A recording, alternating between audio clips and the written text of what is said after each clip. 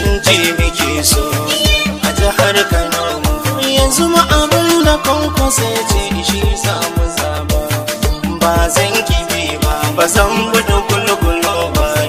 Canji muke so a jihar Kano.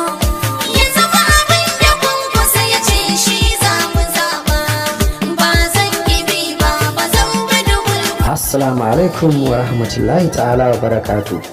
Sunana Anas Adam, Abunawal matashi mawallafi mawaƙin Kwankwasiya a social media. Ina kira ga matasa na ƙasata da mu fito mu zaɓi injiniya Dr. Rabi'u Musa Kwankwaso a jam'iyyar NNPP mai kayan daɗi a kakar zaɓen da yake karatowa da 2022. A jihar Kano mu tabbatar mun zaɓi injiniya Abba Kabir Yusuf a jam'iyyar NNPP da dukkanin 'yan takarkarinmu na majalisar jiha da tarayya da sanatoci ga baki ɗaya kwata a ƙasa baki ɗaya.